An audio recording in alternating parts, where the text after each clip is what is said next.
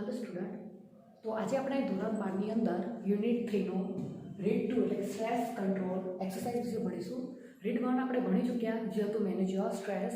આજે આનો બીજો પેરેગ્રાફ છે સ્ટ્રેસ કંટ્રોલ એક્સરસાઇઝ। તો ચલો જોઈ લઈએ આમાં શું છે। તો જો આના અંદર તમે તમારું જે સ્ટ્રેસ છે જે તણાવ છે એને કંટ્રોલ કરવા માટે કઈ કઈ એક્સરસાઇઝ છે એના વિશે અમુક એક્સરસાઇઝ અહીં આપેલી છે। તો જોઈ લઈએ। ફર્સ્ટ છે શોર્ટ મેડિટેશન। મેડિટેશન એટલે ધ્યાન ધરવું। એમાં ફર્સ્ટ છે make yourself comfortable and close your eyes. પહેલાં તો તમે તમારી જાતને કમ્ફર્ટેબલ બનાવો એટલે કે આરામદાયક અનુકૂળ પરિસ્થિતિમાં આવો। એના પછી તમારી આંખો બંધ કરો। Choose a word that symbolise the calmness to you. એના પછી એવો શબ્દ ચૂઝ કરો જે શાંતિનું પ્રતીક હોય તમારા માટે, જેમ કે harmony, tranquillity, serenity, peace and relax. હવે આ જ બધા જ મતલબ એક થાય છે શાંતિ। પહેલું છે હાર્મોની એટલે કે સુમેળ, પછી છે ટ્રેન્ક્વિલિટી, એના પછી છે ટ્રેન્ક્વિલિટી, સેરેનિટી જેનો મતલબ પણ શાંતિ થાય છે, પીસ એનો મતલબ પણ શાંતિ થાય છે, અને રિલેક્સ એટલે આરામ। આ બધાનો અર્થ એક જ થાય છે કે તમને જ્યારે તમે આ શબ્દો વાપરો છો ત્યારે તમને આના રિલેટેડ એક જ વસ્તુનો અનુભવ થાય છે શાંતિનો। Meditate on your chosen word. હવે તમારો જે શબ્દો છે જે તમે પસંદ કરે છે એ શબ્દો ઉપર તમે ધ્યાન આપો। Visualise the scenes that tie in with the word or build up mental image that illustrate the word. હવે તમે એક એવું દ્રશ્ય તમારા મનમાં બનાવો, તમે એક એવો સીન યાદ કરો કે જે તમે સીન યાદ કરી રહ્યા છો, તમે જે દ્રશ્ય તમારી મગજમાં અત્યારે ફરી રહ્યું છે એ દ્રશ્ય, એ સીન અત્યારે આ વર્ડ એટલે કે તમે જે શાંતિના જે શબ્દો તમે જે યાદ રાખ્યા, જેના ઉપર તમે ધ્યાન આપ્યું, એ શબ્દોથી જોડાયેલું હોય એવું કોઈ એક દ્રશ્ય યાદ રાખો અથવા તો યાદ કરો। And build up mental image that illustrate the word.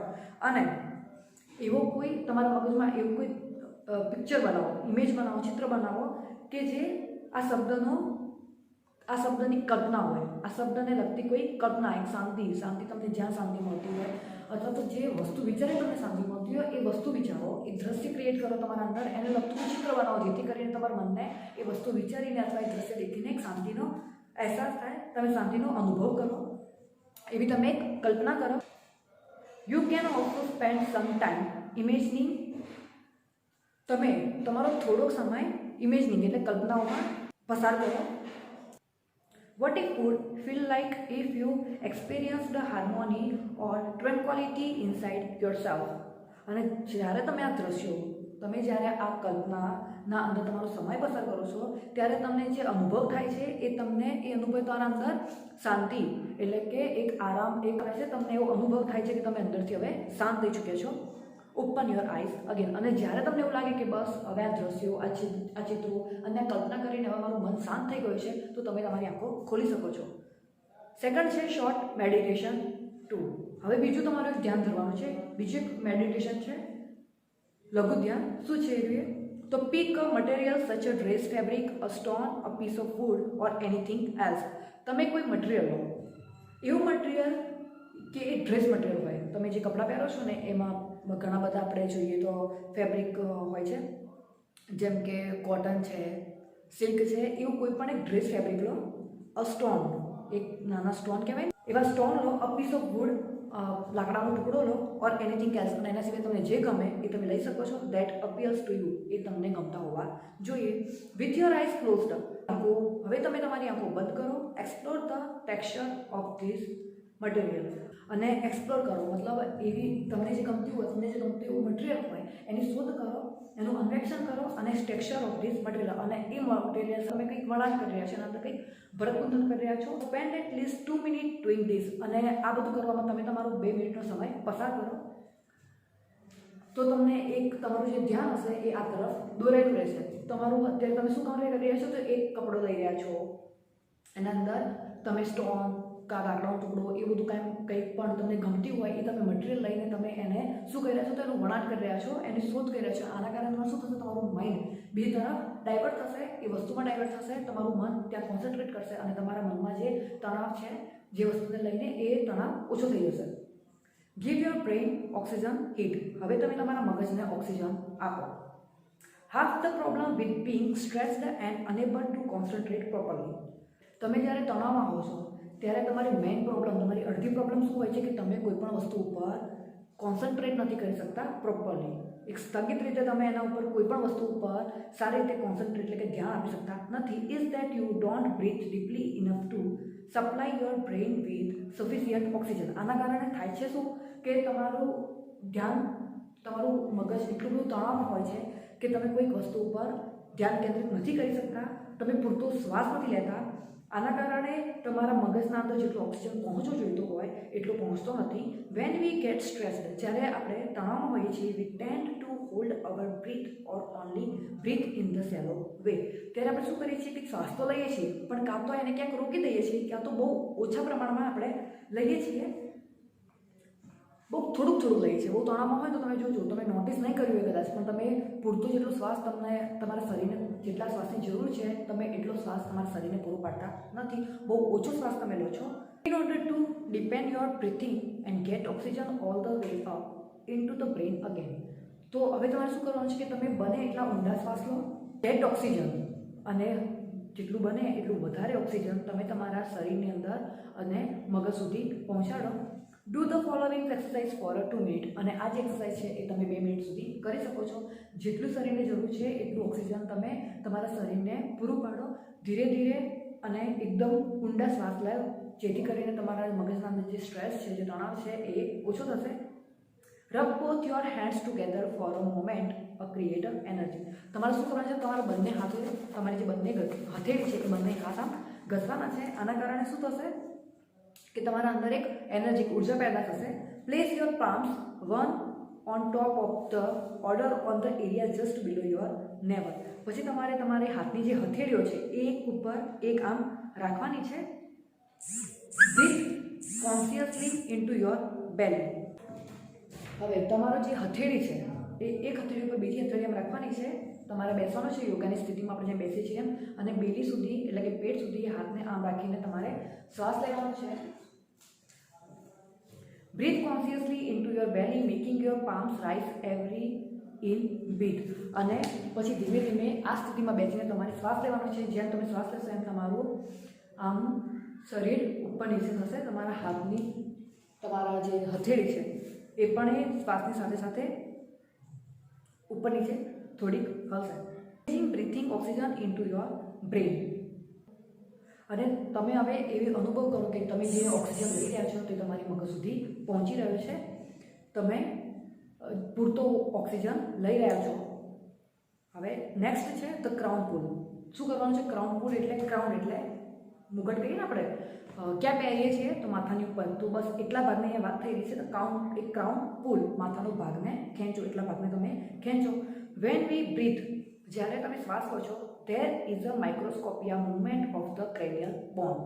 તમે જ્યારે શ્વાસ લો છો ત્યારે માઇક્રોસ્કોપી એટલે બહુ આમ નજીવું, આમ બહુ નરી આંખે દેખાય ને એક એવી મૂવમેન્ટ, એક એવી હલચલ તમારા ક્રેનિયલ બોન્સમાં એટલે ખોપડીના હાડકાની અંદર એક એવી નાની હલચલ થાય છે. Which in turns અલો the cerebrospinal fluid to move freely through the spinal column. હવે આના કારણે થશે શું? તમે જેમ શ્વાસ લો છો એ ત્યારે એક નજીવી મુવમેન્ટ થાય છે તમારા ખોપડીની હાડકાની અંદર. તો એ શું કરે છે? તો મસ્તિષ્કની અંદર એક પ્રવાહી રહેલું છે. અહીંયા સેરેબ્રોસ્પાઇનલ ફ્લુઇડ એક મગજમાં રહેતું એક પ્રવાહી છે જે ત્યાં મુવમેન્ટ કરે છે, એટલે કે ત્યાંથી ટર્ન લે છે, વળાંક લે છે. To move freely through the spinal કલમ. એ શું કરે છે? ત્યાંથી એ જે પ્રવાહી છે ત્યાંથી છૂટું પડે છે અને તમારા કરોડરજ્જુ, સ્પાઇનલ કોલમ એટલે તમારા કરોડરજ્જુના ભાગમાં અને મગજના ભાગમાં એકદમ આરામથી મુક્તપણે ફરી શકે છે. એન્ડ ધ સ્કલ, અને બીજે ક્યાં? ખોપરીના ભાગમાં એ પ્રવાહી મુક્તપણે ફરવા લાગે છે, મૂવમેન્ટ કરવા લાગે છે. When tensed or upset and don't breathe deeply enough, this can result is bones in the skull becoming slightly stuck. When tensed or upset and don't breathe deep enough, જ્યારે તમે ટેન્સ એટલે કે તણાવમાં હો છો, ટેન્શનમાં હો છો, ઉદાસ હો છો, તો તમે પૂરતા પ્રમાણમાં શ્વાસ લેતા નથી. This can result in bones in the skull becoming slightly stuck together. તો આના કારણે થાય છે શું કે તમારા ખોપડીના અંદરના જે હાડકાં છે એ એકબીજાથી અટવાઈ જાય છે. સ્લાઇટલી સ્ટક, એકબીજાથી થોડા અટવાઈ જાય છે, એના કારણે તમને સ્ટ્રેસનું પ્રમાણ તમારા અંદર વધવા લાગે છે. So that the fluid can not circulate properly. એના કારણે થાય છે શું કે જે પ્રવાહી છે તમારા મગજમાં વહેતું જે પ્રવાહી છે એ ત્યાં મૂવમેન્ટ કરતું એટલે કે મુક્ત રીતે ફરતું બંધ થઈ જાય છે, ત્યાંથી એકબીજાની જોડે અટવાઈ જાય છે અને ફ્લુઇડ એ જે પ્રવાહી છે ત્યાં ફરી શકતું નથી. The crown pull influenced the flow of cerebrospinal fluid in a positive way. હવે જ્યારે તમે માથાનો ભાગ ખેંચવાનો પ્રયત્ન કરો છો તો એ ઇન્ફ્લુઅન્સ અસર કરે છે, પ્રભાવિત કરે છે કોને? The flow of cerebrospinal fluid. આ જે મગજ મસ્તિષ્કમાં રહેલું એક પ્રવાહી છે એને ત્યાં પ્રવાહ કરવામાં, ત્યાંથી વહેવામાં એને મદદ કરે છે અ પોઝિટિવ વે. કેવી રીતે? તો એક સકારાત્મક રીતે.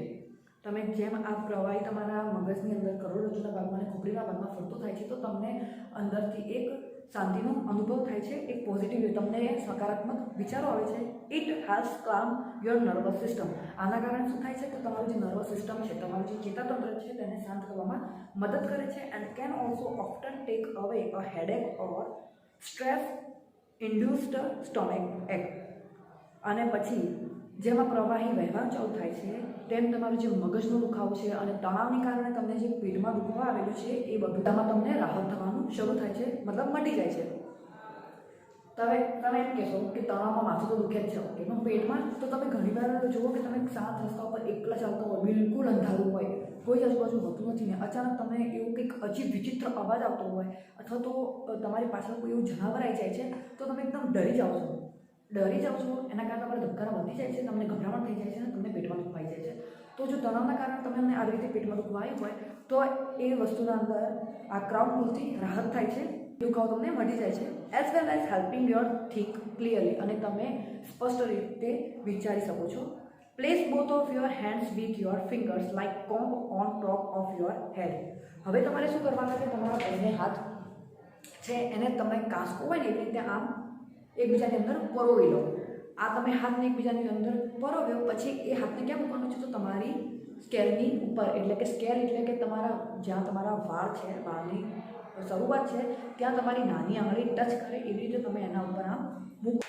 સો that your little finger are touching your hairline at the front. જેથી તમારી ફિંગર છે સૌથી નાની લિટલ ફિંગર છે એ અહીંયા આગળ તમારે ટચ થઈ જોઈએ એવી રીતે તમે બંને હાથ ત્યાં મૂકો. Firmly press down on to your scalp and pull your finger away from the mid line combing outwards with each hand. હવે તમારે શું કરવાનું છે? તો તમે આજે તમારો હાથ આમ રાખ્યો છે એને ધીમે ધીમે, બહુ જોરથી નહીં પણ આમ ધીમે ધીમે ત્યાંથી પ્રેસ કરતાં આમ તમે નીચે આવી શકો છો. Next, now place your hand in the same way higher up on the midline of the head and repeat the procedure. હવે તમારે શું કરવાનું છે? આ જ વસ્તુ ફરી રિપીટ કરવાની છે. તમે જે કોમ્બની જેમ તમારો હાથ પરોવ્યો છે એકબીજાની જોડે એ ફરી તમે હવે પહેલાં શું ક્યાં રાખ્યો તો તમારી આગળના ભાગમાં, માથાની આગળના ભાગમાં. હવે તમારે એ મધ્ય ભાગમાં રાખવાનું છે અને ફરી તમારે એવી રીતે ધીરે ધીરે મગજને મતલબ માથાને ત્યાં પ્રેસ કરતાં તમારે નીચે આવવાનું છે. Next, now place hand even further back on your head towards the crown and repeat the procedure. હવે ફરી તમારે એ જ પ્રોસેસને રિપીટ કરવાની છે. હવે તમારો આ જે હાથ છે પહેલાં તમે ક્યાં રાખ્યો? સ્કેલની આગળની સાઈડ, પછી મધ્યની સાઈડ અને હવે તમારે ક્રાઉન તમારા માથાની પાછળની સાઈડ રાખવાનું છે અને ફરી તમારે એવી રીતે પુશ કરતાં મગજને પ્રેસ કરતાં બહાર આવવાનું છે. આ જે પ્રોસેસ છે આપણે જે આમ ધીરે હાથથી આમ નીચે દબાણ કરવાનું માથા ઉપર એવી રીતે પાછળની સાઈડ તમારે રિપીટ કરવાનું છે. હવે તમારે ઝડપથી મગજનો સુધારો કરવાનો છે. તો કઈ રીતે? તો put on some music you like and dance through the room. તમને જે ગમતું હોય, જેવું ગમતું હોય એવું મ્યુઝિક એટલે કે કોઈ પણ ગીત સ્ટાર્ટ કરી દો અને તમારા રૂમની અંદર અને તમે એ ગીત ઉપર ડાન્સ કરો. This creative activity exercise the right side of the brain and helps rebalance your brain. હવે આજે ક્રિએટિવ તમે ડાન્સ કરશો એટલે તમે એક સર્જનાત્મક એક્ટિવિટી કરતા હોય, એક એવી એક્સરસાઇઝ જ છે. એના કારણે થશે શું? તમારું નાચવામાં તમારું મન પરોવાશે, તમારું મન પ્રફુલ્લિત થવા લાગશે અને તમારું જે રાઇટ સાઈડનું મગજ છે એ મગજ કેવું હોય? ક્રિએટિવ હોય. તમે કોઈ પણ વસ્તુ ક્રિએટ કરતા હોય ને, કઈ વસ્તુ વિચારતા હોય, કંઈ સર્જન કરતા હોય તો એ કામ હંમેશા તમારા રાઇટ સાઈડમાં જ થાય છે મગજના. તો આવી રીતે મ્યુઝિક સાંભળવાથી અને એની સાથે ડાન્સ કરવાથી તમારું જે રાઇટ સાઈડનું જે બ્રેઇન છે ત્યાં આગળ તમે રિબેલેન્સ કરવાનું શરૂ કરશો. Get a fish tank and watch the fish swim around languidly. This allows your mind to calm down. હવે શું કરવાનું છે તમારે? એક ફિશ ટેન્ક એટલે કે માછલી જે તરે છે ને એવું તમારું ટેન્ક લેવાનું છે. એના અંદર તમારે ફિશ જે સ્વિમ કરી રહી છે પણ કેવી રીતે ઉત્સાહ વગર એને ત્યાં આગળ એક આપણે એક નાના ટેન્કમાં માછલીને રાખી દીધી, એ ત્યાં ફરે છે તો એમાં એને કોઈ ઉત્સાહ મળતો નથી. એ ક્યાં રહેતી હોય છે ને ક્યાં આપણે કે નાના પિંજરામાં એને પૂરી દઈએ છીએ તો ત્યાં આગળ એ સારી રીતે મતલબ એના પૂરા ઉત્સાહથી એ ત્યાં સ્વિમ નથી કરતી. તો એ બસ ઉત્સાહ વગરની જે એ સ્વિમ કરે છે એવી એક માછલી દેખો. This allows your mind to cloud down. આવું કરવાથી તમારું મગજ થોડુંક શાંત થશે, કેમ કે એને જોઈને તમને બી એવું લાગશે કે એ ઉત્સાહ વગર આવી રીતે આરામથી રહી શકતી હોય તો તમે પણ તમારી જે તણાવ હોય એમાંથી તમે બહાર આવી શકો છો. Next, write down all your worries, putting them on the piece of paper gets them out of your heads. હવે તમારી મગજની અંદર જેટલા પણ ક્વેશ્ચન્સ છે, જેટલા પણ તણાવો છે, જેટલી પણ ટેન્શન છે એ બધાને તમે એક કાગળ લો અને એ કાગળની અંદર લખી નાખો. જે વિચારો છે, ટેન્શનો છે, તણાવ છે એ બધાને તમારી મગજમાંથી બહાર નીકાળી દો અને પેપર ઉપર લખી દો. Get out in two nature and walk. હવે તમે શું કરો તો ઘરની બહાર આવો, કુદરતી વાતાવરણમાં જાઓ અને એ વાતાવરણમાં તમે ચાલો. જેમ કે તમે કોઈ ઘાસના મેદાનમાં જાઓ છો, કોઈ બગીચામાં જાઓ છો તો એવી જગ્યા ઉપર જ્યાં તમને એક હરિયાળું કુદરતી દ્રશ્ય જોવા મળતું હોય તમે એક જગ્યા ઉપર જાઓ અને ચાલો. એનાથી પણ તમને ઘણી મગજને શાંતિ મળે છે. Concentrate on what is right now rather than what might happen tomorrow. હવે આજે જે થઈ રહ્યું છે, જે ખરેખર સાચું છે, તમે એના ઉપર તમારું ધ્યાન કેન્દ્રિત કરો. નહીં કે કાલે શું થશે, કાલે આમ થશે તો હું શું કરીશ, હવે મને કાલે એક્ઝામ છે, મને નહીં આવડે તો હું શું કરીશ, રિઝલ્ટ છે, મારું રિઝલ્ટ સારું નહીં આવે તો શું કરીશ, પપ્પા જ્યારે મારું રિઝલ્ટ દેખશે ત્યારે ટોકશે અથવા તો બોલશે ત્યારે હું શું કરીશ, આમ થશે તો શું થશે, એ બધું વિચારીને એ ફાલતુના વિચારો કરીને તમે અત્યારનો તમારો સમય બગાડશો નહીં. Sing in the bath and use the shampoo bottle as a microphone. તમે બાથરૂમમાં જ્યારે જાઓ છો ત્યારે ગાવાનું શરૂ કરો. ગાઓ અને તમારી જે શેમ્પૂની બોટલ છે એને તમે તમારું માઇક બનાવી લો. એ માઇકની સાથે એ શેમ્પૂની બોટલ છે અને માઇક સમજીને તમે આરામથી જેટલું લાઉડલી તમને જેટલો આનંદ મળે છે એવી રીતે તમે ગીતો ગાવાનું શરૂ કરો. Next, nobody is perfect and who wants to be a nobody. Nobody is perfect. કોઈ પણ પરફેક્ટ છે નહીં. બધાની અંદર કોઈક ને કોઈક કમી છે જ. કોઈ પણ માણસ એટલું પરફેક્ટ નથી કે એને ક્યારેય જીવનમાં કોઈ ભૂલચા ન પડી હોય કે એનાથી કોઈ ભૂલ ન થઈ હોય. માણસ માત્ર ભૂલને પાત્ર. કોઈ પણ વ્યક્તિ હોય ગમે તેટલું પરફેક્શનવાળું હોય તો પણ એનાથી કોઈક ને કોઈક વાર ભૂલો તો થતી જ હોય છે. એટલે નોબડી પરફેક્ટ. કોઈ પણ પરફેક્ટ નથી હોતું. અને નોબડી બનવા કોણ માગે છે? અહીંયા આગળ કોઈ પણ બનવા કોણ માગે છે? આપણે કોઈ પણ થોડી છીએ, આપણે અત્યારે પણ છીએ જ. કોઈક હતું આવું એવું આપણે બનવાનું નથી. હરેકના જીવનમાં મુશ્કેલીઓ, તણાવ જેવી સ્થિતિ આવે છે, પણ એ સ્થિતિમાંથી આપણે બહાર નીકળવાનું છે. એ સ્ટ્રેસને આપણે કેવી રીતે કંટ્રોલ કરો એ આપણે શીખવાનું છે. નહીં કે પછી આજે હું આવું થશે તો હું મરી જવું, મારે નથી જીવવું. આ ફાલતુના વિચારો કરવાની કોઈ જરૂર નથી. ભગવાને એક સારું જીવન આપ્યું છે તો આપણે એના અંદરથી સારી રીતે જીવીને બહાર નીકળવું જોઈએ. મિસ્ટેક્સ આર ઓકે અને હંમેશા ઓકે કરીને તમારે બહાર નીકળવું જોઈએ. સદાય આપણાથી ભૂલ થાય જ છે. હંમેશા જો તમે જેટલી ભૂલો કરશો તમને એના અંદરથી એટલું વધારે શીખવા મળશે. તમને ઠોકર લાગે છે તો તમારા અંદર એ વસ્તુનું જ્ઞાન આવે છે. જેટલું તમે ભણવામાં કે કોઈના વિચારો સાંભળીને નહીં શીખો એટલું તમે તમારા અનુભવમાંથી શીખશો. એટલે તો તમારાથી ભૂલ થાય છે તો તમે એને એક્સેપ્ટ કરો, એને સુધારવાનો પ્રયત્ન કરો અને ફરીવાર એ વસ્તુ રિપીટ કરો. ના કે એ ભૂલને લઈને બેસી રહો અને પછી વસ્તુને ગીવઅપ કરો, એને છોડી દો. એવું ન કરવું જોઈએ કે ક્યારે પણ આપણે જીવનનો પણ અંત લાવવો જોઈએ નહીં. જે પણ થાય છે એ ભગવાન ભરોસે છોડી અને તમારાથી થાય એટલા પ્રયત્ન કરીને તમે તમારી એ ભૂલ કે મિસ્ટેકમાંથી બહાર નીકળવાનો ટ્રાય કરો. Delete the press I can't from your vocabulary. તમારી વોકેબ્યુલરી, તમારો જે શબ્દકોશ છે એના અંદર આઈ કાન્ટ, હું નહીં કરી શકું એ શબ્દ જ નીકાળી દો. હું નહીં કરી શકું એ વસ્તુ પોસિબલ નથી. તમે બધું જ કરી શકો છો. તમે ચાહો તો તમે બધું કરી શકો છો. પછી કોઈ તમને એમ કે જાન બગા આટલું ઉપર સીડી ઉપર ચડ લઈને આટલું અહીંયા જઈને આમને પછી તમે કહો કે આરતી મારથી નહીં થાય, એવું પોસિબલ જ નથી. બધું પોસિબલ છે પણ તમારી ડિક્શનરીમાં શબ્દ ન હોવો જોઈએ કે હું નહીં કરી શકું. જેટલું થાય એટલું કરવાનો પ્રયત્ન કરો. તમે જેટલું કરશો એટલું શીખશો. બેઠા બેઠા તમને કંઈ શીખવા મળશે નહીં. It isn't concentrative and block your view of possible solution. તમે આજે શબ્દ બોલો છો તો આઈ કાન્ટ, હું નહીં કરી શકું, એ શું કરે છે તો તમારી જે સર્જનાત્મક શક્તિ છે, તમે જે વસ્તુ તમે સર્જન કરી શકો છો એને ત્યાં રોકી દે છે. And blocks your view of possible solution. જે વસ્તુ તમારા માટે શક્ય છે એ વસ્તુને, એ વિચારને બંધ કરી નાખે છે. આઈ કાન્ટ, હું નહીં કરી શકું, એ શબ્દ જ તમારા વિચારોને ત્યાંથી બહાર આવવાનું અને અંદર કંઈક નવું સર્જન કરવાની જે મારી જે વૃત્તિ છે એને બંધ કરી નાખે છે. તો તમારું આ જે શબ્દ છે આઈ કાન્ટ, હું નહીં કરી શકું, એને ડિલીટ કરી દો. Write a few lines with your other hand. તમે જે હાથે લખો છો એનાથી બીજા હાથે લખવાનું શરૂ કરો. This rebalance the two hemispheres of the brain. હવે તમે એક હાથે જે હાથે લખો છો એની તો તમને આદત પડે છે, તમે જેટલું સારું લખતા હોય એટલું સારું લખી શકો છો, પણ તમે જ્યારે બીજા હાથે લખવાનો ટ્રાય કરો છો ત્યારે તમે એના અંદર બહુ જ કોન્સન્ટ્રેટ કરવું પડે છે. તમને ખબર છે તમે બીજા હાથે લખવાની તમને આદત ના હોય, તમે લખવા જાઓ છો તો એક શબ્દ પણ તમે ઢંગથી લખી શકતા નથી. આના કારણે શું થાય છે, તો તમારું જે બ્રેઇન છે એ બીજા ધ્રુવો ઉપર કોન્સન્ટ્રેટ કરવું થઈ જાય છે. તમે તમારા બીજા હાથ ઉપર વ્યવસ્થિત સારી રીતે લખવા માટે કોન્સન્ટ્રેટ કરો છો. આના કારણે તમારા મગજમાં જે પેલો સ્ટ્રેસ છે એ ઓછો થવા લાગે છે. એક્સપેક્ટ ટુ બી લકી. અને છેલ્લે તમે એવું વિચારો કે તમે નસીબદાર છો. તમારી સાથે ગમે તે અને તમે એવું વિચારો કે તમે નસીબદાર છો. તમારા કરતાં પણ ઘણા એવા વ્યક્તિ છે, ઘણા એવા માણસો છે જેના જીવનમાં ઘણી બધી મુશ્કેલીઓ આવતી હોય છે, ઘણી બધી પરિસ્થિતિઓનો સામનો કરવો પડતા હોય છે. તો એવા કોઈ પર્સનને યાદ કરો અને તમે તમારી જાતને હિંમત આપો. તમે એમ કહો કે હું નસીબદાર છું કે મારા જીવનના અંદર આ જે મુસીબત છે એ બહુ નાની છે અને હું આના અંદરથી પાર નીકળી જઈશ. So thank you. અહીંયા આપણો આ પાઠ પણ પૂરો થઈ જાય છે. કોમ્પ્રિહેન્શન છે 2.3 આન્સર ક્વેશ્ચન એ કરવાના છે. એના સિવાય વોકેબ્યુલરી છે, વોકેબ્યુલરી નંબર 3 ઓપ્શન છે એ કરવાના છે.